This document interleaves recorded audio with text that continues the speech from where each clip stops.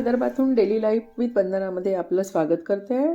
आज बघत असाल तर शेवंती किंवा गुलदावरी किंवा क्रिसंथम पण याला म्हणतात. आणि हे बघा किती फुलून दिसत आहेत. आणि तुम्ही बघणार तर प्रत्येक झाडाला 100-200च्या वर फुलं लागलेले आहेत. आणि कलरसुद्धा वेगवेगळे कलर आहेत. शेडिंगचे आहेत, डार्क येलो कलर आहेत, व्हाईट कलर आहेत आणि पॉम्पॉम व्हेरायटी आहे. व्हेरायट्या पण भरपूर साऱ्या आहेत. 30-32 व्हेरायटी असेल माझ्याकडे. आणि हे जे दिसून राहिलं आहे तुम्हाला ते तर इतके मोठे मोठे फुलं आहेत, आपल्या हाताच्या पंजाएवढाले फुलं आहेत. आणि हे फुलं झुकून खाली असे झुकत आहेत. तर त्याला प्रत्येक झाडाला मी काडी लावलेली तुम्हाला दिसेल, काडी लावलेली आहे.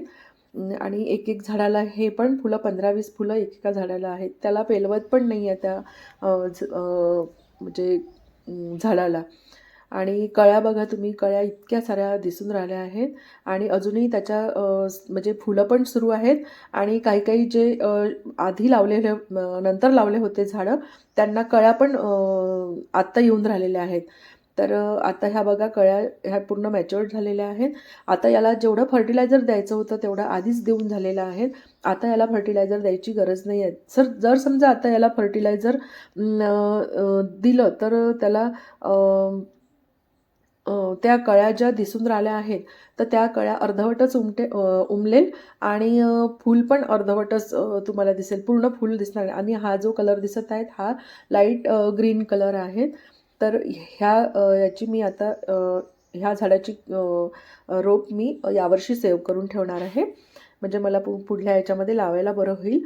आणि ह्या ज्या कळ्या दिसून राहिल्या आहेत आता या पूर्ण मॅच्युअर्ड झालेल्या आहे. आणि आता याचे फुलं यायला सुरुवात झालेली आहे. हा पण डार्क पर्पल कलर आहे. कलर तर भरपूर प्रकारचे कलर लागले आहेत. आणि शेडिंगचे पण खूप आहेत. येलो कलर दिसत आहेत, लाईट पिंक पण आहे, मध्ये डॉट्स पण वाले दिसत, पॉम्पम व्हेरायटी पण आहेत. व्हेरायट्या तर भरपूर आहेत यामध्ये. आणि माझी आता ही म्हणजे सेकंड टाईम आहे तरी मला वेळ खूप कमी मिळाला या झाडांचं पिंचिंग करायला. जर आणखी जास्त वेळ मिळाला असता तर हे इतके सुंदर दाट दाट झाडं तुम्हाला आता दिसले असते. पण चला असू द्या, पुढल्या वेळेस मी आणखी काळजी जास्त घेईल. हे पण मला फूल खूप आवडलेलं आहे, याचं पण मी झाड सेव्ह करून ठेवणार आहे. आणि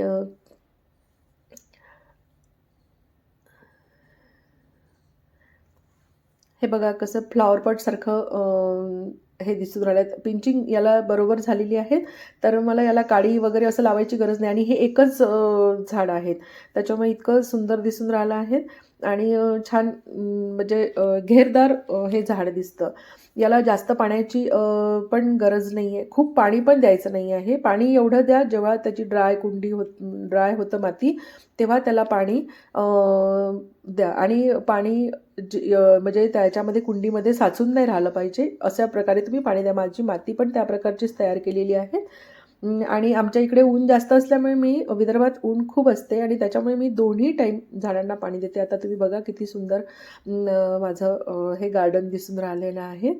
आणि प्रत्येक झाडाला पण भरपूर फुलं आलेले आहेत.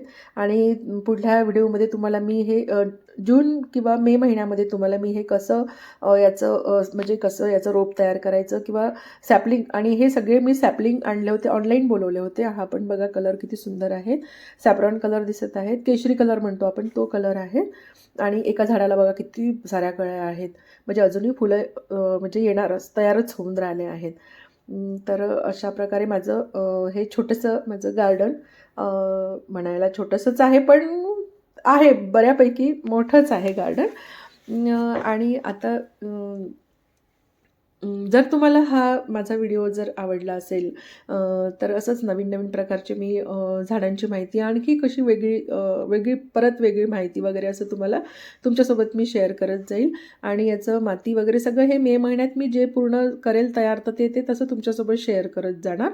जर माझा व्हिडिओ तुम्हाला आवडला असेल तर लाईक करा, शेअर करा आणि सबस्क्राईब करायला विसरू नका. Bye friend.